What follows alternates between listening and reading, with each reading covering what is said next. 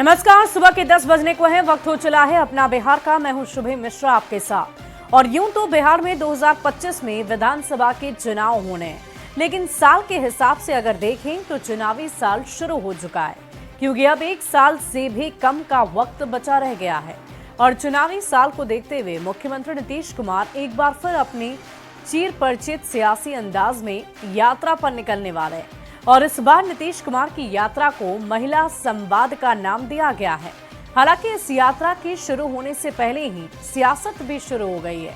तो सवाल है कि नीतीश के महिला संवाद पर आखिर किस बात का विवाद।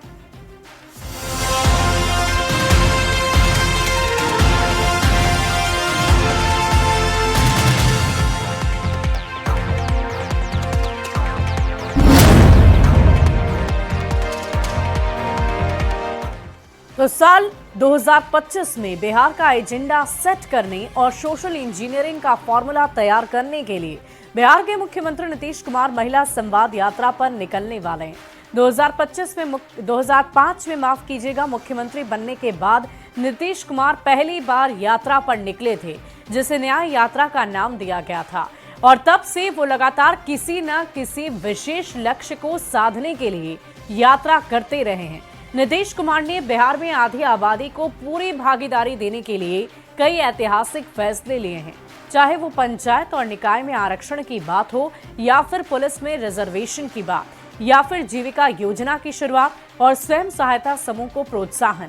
महिलाओं की अपील पर बिहार में सबसे बड़ा ऐतिहासिक फैसला शराब बंदी कानून को लागू करना। और इन्हीं सब बातों को लेकर मुख्यमंत्री नीतीश कुमार एक बार फिर से महिलाओं के बीच जाएंगे, उनकी समस्याएं, शिकायतें, सुझाव लेंगे, जिसके आधार पर 2025 के चुनाव की रणनीति तैयार की जाएगी।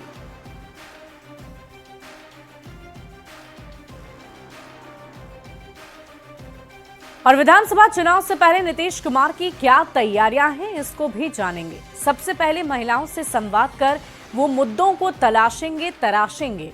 पंचायतों में महिलाओं को 50% आरक्षण देने की तैयारी भी उनकी तरफ से की जा रही है। तो पहली जो रणनीति है, उसके आधार पर मुद्दों को तलाशना। पंचायतों में महिलाओं को 50% आरक्षण है। नगर निकाय में महिलाओं को 50% आरक्षण की बात करेंगे। सरकारी सेवा में महिलाओं को 35% आरक्षण देने की बात की जाएगी। और साथ ही साथ महिला सशक्तिकरण के लिए जीविका को लेकर तैयारियां, स्वयं सहायता समूह को बढ़ावा देने की बात भी कही जा रही है। और इसके अलावा महिलाओं की अपील पर बिहार में पूर्ण शराबबंदी उनकी तरफ से की गई थी। और देखिए, इन्हीं योजनाओं को देखते हुए आगे किसी नई योजना को बनाने की तैयारी उनकी तरफ से की जा रही है, ताकि महिलाओं का पूरा साथ उन्हें मिल सके। नगर निकाय में भी 2005 में पहली बार नीतीश कुमार ने कब यात्रा की है, जानिए। न्याय यात्रा की है पहली बार 2005 में। 2009 में विकास यात्रा उन्होंने की। उसके बाद धन्यवाद यात्रा जून के महीने में साल 2009 में उनकी तरफ से की गई। 2010 में अप्रैल में उनकी तरफ से विश्वास यात्रा की गई।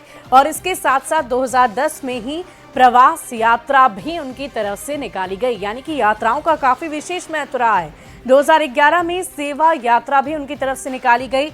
और इसके साथ अधिकार यात्रा स्पेशल स्टेटस के लिए 2012 में उनकी तरफ से निकाली गई। 2014 में संकल्प यात्रा, 2015 में संपर्क यात्रा। यानी कि यात्रा पर यात्रा लगातार साल दर साल तारीखें बदलती गई, लेकिन यात्राओं का दौर जारी रहा। निश्चय यात्रा, समीक्षा यात्रा 2017 में निकाली गई। और इसके अलावा साल 2018-19 की बात कर ली तो जल जीवन हरियाली यात्रा। मुद्दे भले ही बदलते रहे हों, तारीख बदलती रही हो, लेकिन यात्रा लगातार जारी रही। समाज सुधार यात्रा भी निकाली गई। 2023 में समाधान यात्रा निकाली गई।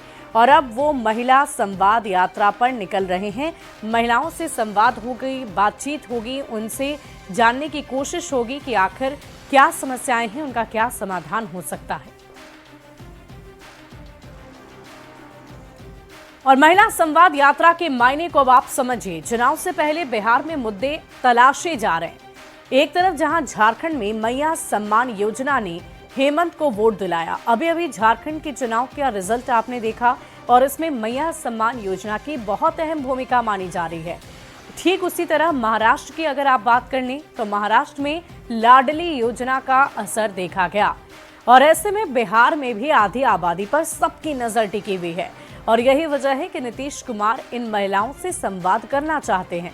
हालांकि महिलाओं को पहले ही उनकी तरफ से बहुत सारी सुविधाएं दी जा चुकी है बिहार सरकार की तरफ से, और नीतीश की महिला वोट बैंक पर काफी मजबूत पकड़ है। फिर भी सियासत में कोई चांस नहीं लेना चाहते हैं नीतीश कुमार, और चुनावी साल में नए दांव चलने की तैयारी नए सिरे से उनकी तरफ से की जा रही है। एनडीए को उम्मीद है कि ये यात्रा गेम चेंजर होने वाली है। महिलाओं को उनकी शक्ति का एहसास नीतीश कुमार कराएंगे और उनके लिए किए गए काम को भी बताएंगे कि बिहार सरकार ने कौन कौन से काम महिलाओं के हित में किए हैं। महिलाओं से हर मुद्दे पर वो सुझाव भी लेंगे। उनके सुझाव के ही आधार पर बिहार में सबसे बड़ा कानून शराबबंदी कानून लागू किया गया था, और 2005 के बाद से हर चुनाव में महिला नीतीश कुमार के साथ खड़ी रही है, यानी कि आधी आबादी ने अपनी पूरी भागीदारी निभाई है। 2005 से नीतीश कुमार को लगातार सफलता मिल रही है और इसके पीछे महिलाओं का बड़ा समर्थन माना जाता है। महिला आरक्षण साइकिल योजना गेम चेंजर रही, जीविका दीदी, आशा दीदी, बालिका शिक्षा की बड़ी भूमिका रही। शराबबंदी से लाखों महिलाओं का घर संवर गया और ऐसे में महिलाओं पर सभी दल की नजर है। महिलाओं को साधने की कोशिश हर किसी की तरफ से की जा रही है और इसमें पहला कदम नीतीश कुमार ने बढ़ा दिया है और वो यात्रा पर निकलने वाले हैं। मुख्यमंत्री नीतीश कुमार की प्रस्तावित महिला संवाद यात्रा पर अब सियासत भी शुरू हो गई है। एनडीए नेताओं का दावा है कि महिलाएं बिहार की सशक्त हुई है, तो आरजेडी कांग्रेस नेता सीएम की यात्रा पर सवाल खड़े कर रहे हैं और सीएम की यात्रा को जनता के पैसे की फिजूल खर्ची बता रहे हैं। आदरणीय मुख्यमंत्री जी महिला संवाद यात्रा पर निकल रहे हैं। जनता की गाढ़ी कमाई लुटाई जा रही है। इस सरकार की ये अंतिम यात्रा ही साबित होगी। अब यात्रा क्या करेंगे? बिहार के महिलाओं का, माताओं बहनों का जो अपमान हुआ है सबको याद है। जो लोग नीतीश कुमार जी के महिला संवाद यात्रा पे सवाल उठा रहे हैं, ये वही लोग हैं जिनके कार्यकाल में बिहार में महिलाएं घर में भी असुरक्षित महसूस करती थीं। शिल्पी जैन केस, चंपा विश्वास केस और ऐसे न जाने कितने ही उदाहरण हैं जहां महिलाओं को घर से उठा करके उन्हें बेआबरू कर दिया गया, और सब सरकार के संरक्षण में। महिला संवाद के नाम पे कैबिनेट द्वारा 225 करोड़ का बजट आवंटित किया गया है, यानी कि हर जिले में 6 से 7 करोड़ रुपया महिला संवाद पे खर्चा होगा और उस पैसे से आशा, सहायिका, सेविका और आशा दीदी को बुलाया जाएगा और नीतीश कुमार जी का भाषण पढ़वाया जाएगा। माननीय मुख्यमंत्री नीतीश कुमार जी जब जब यात्रा पर जाते हैं उसके अच्छे और सुखद परिणाम सामने आए हैं। इन यात्राओं से योजनाओं की समीक्षा और बेहतर तरीके से कैसे बिहार की सेवा की जाए, खिदमत की जाए, योजना को आकार रूप दिया जाए, इससे चीजें निकल करके आती है। खास तौर पे महिलाओं के लिए उनका अपना एक अलग खांचा उन्होंने बना कर रखा हुआ है। महिलाओं को समाज के मूल धारा में उन्होंने कभी प्रवेश नहीं दिलाया और उनको दर्द इसी बात का है कि महिलाओं के साथ स्पेशलिस्ट नीतीश कुमार जी संवाद कैसे कर रहे हैं, लेकिन वो अपना दर्द झेलते रहें और हम लोग अपना काम करते रहेंगे। हमारा संवाद जारी रहेगा, उनका विवाद अपनी जगह पे कायम रहेगा। वहीं झारखंड में विधानसभा चुनाव की हार के बाद बिहार बीजेपी का बयान सामने आ गया है। बिहार बीजेपी के प्रदेश महामंत्री मिथिलेश तिवारी ने झारखंड में बांग्लादेशी घुसपैठियों की वजह से चुनाव हारने की बात कह दी है। गोपालगंज पहुंचे मिथिलेश तिवारी ने कहा कि झारखंड में चुनाव हारने के बाद पार्टी समीक्षा कर रही है।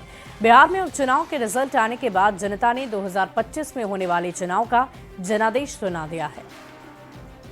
चुनाव में जिस प्रकार से बांग्लादेशी घुसपैठियों ने कमाल किया और वही बांग्लादेशी घुसपैठिए बंगाल के चुनाव में भी कमाल किया, और झारखंड के चुनाव में ये लोग नहीं जीते हैं। झारखंड के चुनाव में एक जो नई पार्टी का जन्म हुआ और उस पार्टी ने जो वोट काट दिया, जिसके चलते कई जगह एनडीए हार गई और उसकी समीक्षा हो रही है। समीक्षा के बाद हमारी पार्टी अधिकृत बयान जारी करेगी और आगे चुनाव में हम लोग उसको ठीक करेंगे, हर हाल में ठीक करेंगे। लेकिन बिहार पूरी तरह पटरी पे लौट आया। बिहार की जनता ने मन बना लिया कि अगले चुनाव में एनडीए को फिर से बहुमत देंगे और वो इस उपचुनाव में दिखा है। और पटना में डिजिटल अरेस्ट के मामले लगातार सामने आ रहे हैं। पटना यूनिवर्सिटी के रिटायर्ड महिला प्रोफेसर से डिजिटल अरेस्ट कर 3 करोड़ की ठगी का मामला शांत भी नहीं हुआ था कि एक बार फिर से 62 साल के बुजुर्ग से साइबर फ्रॉड ने डिजिटल अरेस्ट कर 43 लाख रुपए की ठगी कर ली है। और इस बार फोन करने वाले साइबर ठगों ने ट्राई यानी टेलीकॉम रेगुलेटरी अथॉरिटी का हवाला दिया था। मामले को लेकर साइबर थाने में केस दर्ज कर लिया गया है। पुलिस अनुसंधान में जुटी है। इस पूरे मामले पर अधिक जानकारी दे रहे हैं संवाददाता संजय कुमार। राजधानी पटना में डिजिटल अरेस्ट का मामला लगातार सामने आ रहा है। पिछले दिनों पटना यूनिवर्सिटी के एक रिटायर्ड प्रोफेसर से 3 करोड़ रुपए से अधिक की ठगी कर ली थी साइबर फ्रॉड्स ने। एक बार फिर से एक ओल्ड एज के पर्सन को यहां पर शिकार बनाया गया है और जो बुजुर्ग हैं उनसे 43 लाख रुपए की ठगी की गई है। और निश्चित तौर पर जो लगातार ये मामले सामने आ रहे हैं, वैसे में कई सवाल भी खड़े हो रहे हैं। पटना के इसी साइबर थाने में एक FIR दर्ज कराया गया है, जिसमें राजधानी के लोदीपुर में रहने वाले 62 साल के बुजुर्ग को एक जो साइबर फ्रॉड है उसने टेलीकॉम रेगुलेटरी अथॉरिटी यानी ट्राई का हवाला दिया और फ़ोन पर संदिग्ध बातचीत के कारण मुंबई अंधेरी ईस्ट की क्राइम ब्रांच के आदेश पर उनके सभी नंबर बंद कर दिए जाएंगे, इस बात की धमकी दी। और इसके बाद जो साइबर फ्रॉड्स है उसने क्राइम ब्रांच का अधिकारी बनकर पीड़ित से कहा कि उन्हें डिजिटल अरेस्ट कर लिया गया है और पूछताछ के नाम पर डरा धमकाकर बुजुर्ग से तकरीबन 43 लाख रुपए अलग अलग जो खाते हैं उसमें ट्रांसफ़र करवा लिए गए। और जो मामला सामने आया उसमें प्रदीप और आकांक्षा ये 2 साइबर फ्रॉड्स हैं और इन सभी ने पीड़ित को उनके पहचान पत्र पर मुंबई में खाता खोलने की बात कही और कहा कि उस खाते में नरेश अग्रवाल ने मनी लॉन्ड्रिंग के पैसे जमा किए हैं। बाद में साथियों ने पीड़ित के बैंक खाते में जमा राशि की जानकारी लेने उन्हें RBI के नाम का मेल भिजवाया। वहीं अन्य मामलों में साइबर ठगों ने जो उनके जो पैसे थे उसके बारे में जानकारी दी। इसके बाद जो बुजुर्ग थे वो डिजिटल अरेस्ट हो गए और जो साइबर फ्रॉड्स थे उनके झांसे में आ गए और एक एक करके 43 लाख रुपए उन्होंने जमा करवा दिए साइबर फ्रॉड्स के अकाउंट में। पिछले दिनों इसी साइबर थाने में पटना यूनिवर्सिटी के प्रोफेसर का मामला जो आया था, एक महिला प्रोफेसर इतनी भयभीत हो गई, इतना डर गई वो कि उन्होंने साइबर फ्रॉड्स के खाते में 3 करोड़ रुपए से अधिक की राशि जो थी वो जमा करवा दी। एक बार फिर से भारी भरकम राशि 43 लाख रुपए की राशि, आप समझ सकते हैं कितनी बड़ी राशि है। और एक जो ओल्ड एज के पर्सन है 62 साल के, उन्होंने इस 43 लाख रुपए की राशि को साइबर फ्रॉड्स के खाते में ट्रांसफ़र करवा दिया। बहरहाल इस पूरे मामले को लेकर पटना के साइबर थाने में FIR लॉन्च कर लिया गया है और पुलिस जो है अनुसंधान में जुटी हुई है। देखना होगा, चूँकि कई ऐसे बड़े मामले आए हैं जिसका अनुसंधान अब तक नहीं हो पाया, खुलासा नहीं हो पाया। एक बार फिर से पटना के साइबर थाने को बड़ी चुनौती मिली है साइबर फ्रॉड्स की तरफ से।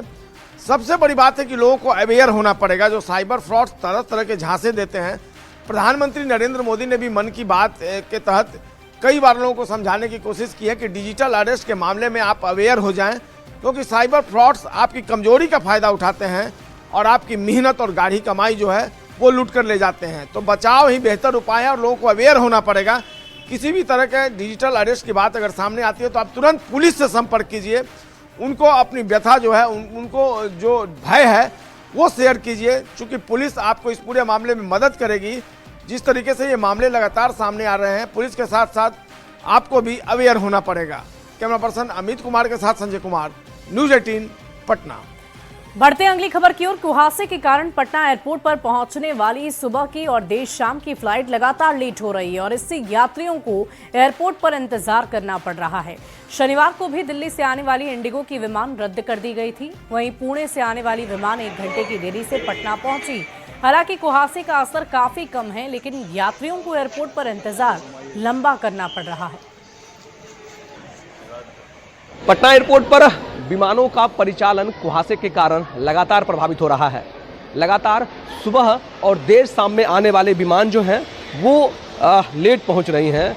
यूँ कहें कि सुबह में जो विमानें आती हैं वो भी 1 से 1.5 घंटे की देरी से पहुंचती है और जो देर शाम विमान यहाँ से उड़ती है वो भी विमान कहीं ना कहीं लेट होती है। तो लगातार जो है वो कुहासे का प्रभाव विमानों के परिचालन पर देखा जा रहा है। जिस तरह से ट्रेनों के परिचालन पर काफ़ी प्रभाव पड़ता है, तो पटना एयरपोर्ट पर भी जो विमान हैं वो भी कुहासे के कारण प्रभावित होती हैं और लगातार जो विमानें हैं वो लेट होती हैं। यात्रियों को कहीं ना कहीं इससे काफ़ी परेशानी होती है। हालांकि पटना एयरपोर्ट पर यात्रियों के लिए तमाम वो सुविधाएं दी गई हैं जो कि यात्री अगर विमान लेट होते हैं तो उनको सुविधा मिल सके, लेकिन यात्री हैं कि वो कहीं ना कहीं विमानों के लेट होने से परेशान जरूर होते हैं। न्यूज़ 18 के लिए पटना से धर्मेंद्र कुमार। और बड़ी खबर कैमूर से आ रही है, जहां पुलिस के जवानों ने ही एक घर में घुसकर तोड़फोड़ कर दी है, जिसका सीसीटीवी फुटेज भी सामने आ गया।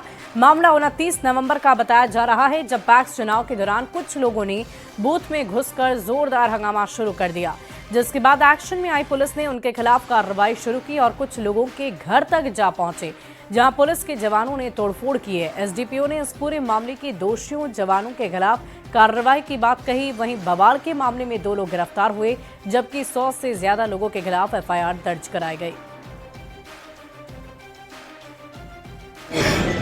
तोड़फोड़ का मामला सामने आया, उसको भी हम लोग शिनाख्त कर रहे हैं। जो भी पदाधिकारी दोषी है उसका कितनी गिरफ्तारी हुई है सर? कितने अभी तक 2 उसमें गिरफ्तारी हुई है और कुदरा थाना कांड संख्या 453 दर्ज किया गया है, जिसमें 2 गिरफ्तारी की गई है और 100 अज्ञात अभियुक्तों के विरुद्ध कार्रवाई की गई है। बढ़ते आगे, भागलपुर में एक घर से करीब 10 लाख के जेवर और कैश की चोरी हो गई। घटना अकबर नगर थाना क्षेत्र के भवनाथपुर की बताई जा रही, जहां एक घर में लगे सीसीटीवी कैमरे में चोरी की पूरी वारदात कैद हो गई। 2 चोर रूम का ताला तोड़कर घर में घुस आए, आराम से चोरी की घटना को अंजाम दिया। घर के लोग 4 दिन से डॉक्टर के यहाँ गए हुए थे। घर में चोरी की खबर उनके किसी पड़ोसी ने दी थी। कल रात में हुआ, सुबह हमको 10 बजे जानकारी हुआ, ऐसे ताला टूटा हुआ है। हम लोग भागलपुर में थे, वहाँ से आए के आने के लिए देखे कि पूरा ताला वाला तोड़ के ऊपर अलमारी तोड़ दिया है, उसमें से सारा सोना जेवर थे। कितना? 10 लाख के आसपास।